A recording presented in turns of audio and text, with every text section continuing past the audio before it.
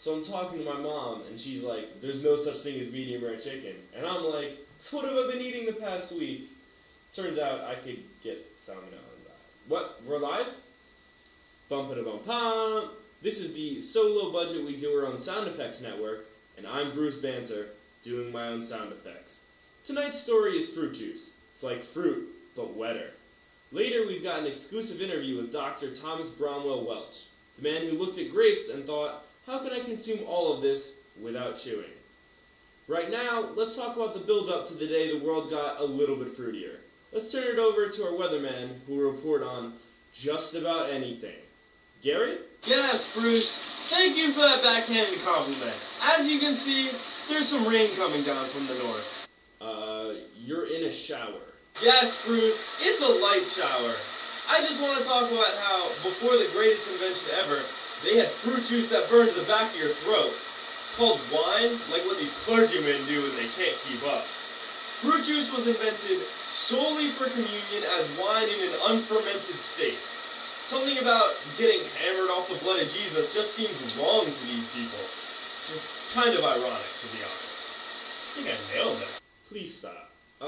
Right now we've got Anderson Juicer here, who is able to sit down with Dr. Thomas Bromwell Welch for an exclusive interview. Anderson? Here's a preview of my interview with Dr. Welch, the man who looked at grapes and thought maybe they'd like to be choked too. Nice to meet you, Dr. Welch. Ooh. So how are you doing, Doc?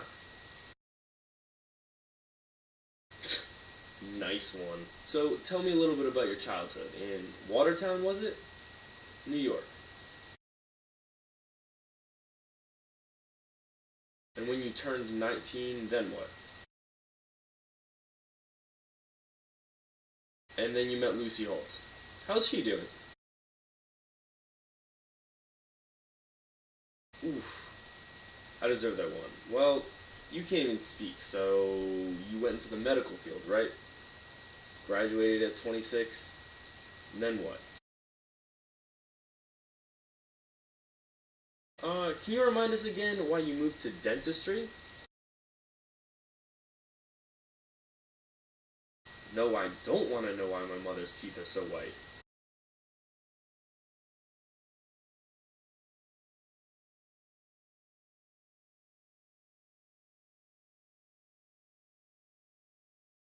So after you left dentistry, then what?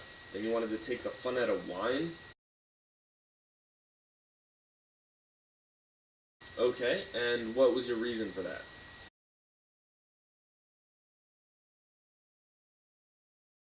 Okay, so you preserved it in an unfermented state and introduced it to churches, and then it became the official wine of communion, right?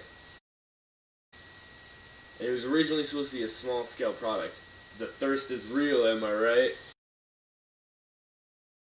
No. Okay, let's just talk about your new building in 1892.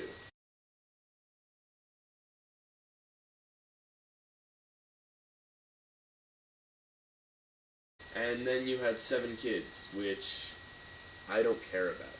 Okay. Let's welcome our senior correspondent juice bro, Chad. Chad? Yeah, dude, can you rejuice my iFruits with that 60 Minutes clip one more time? Do you have any thoughts on that 60 Minutes interview? Yeah, do you notice how Mr. Welch isn't moving? That's because he's dead. Good catch, bro. Can you explain how juice has impacted churches and other uses for juices? Sure thing, bro. Many churches still use unfermented wine or juice in their communion services officially today. Nowadays, you can put juice in anything. Cups, your mouth, your roommate's gas tank, because that would be totally a hilarious prank. It's a shame he died of completely natural causes, but at least now I can sit alone in my apartment thinking about how Welch's became one of the most dominant fruit juice companies in history. And that's the last we may ever hear of Chad. Here's an old picture of the process of making juice. No, not that one. Not that one.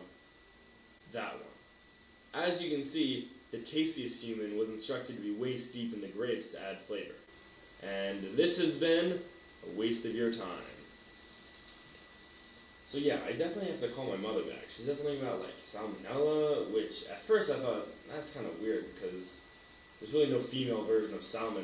Salmon's kind of gender neutral. Like there's guy salmon, there's girl salmon. Although I've never seen a dude salmon. You know what I'm saying? Like, how do you tell if it's a guy?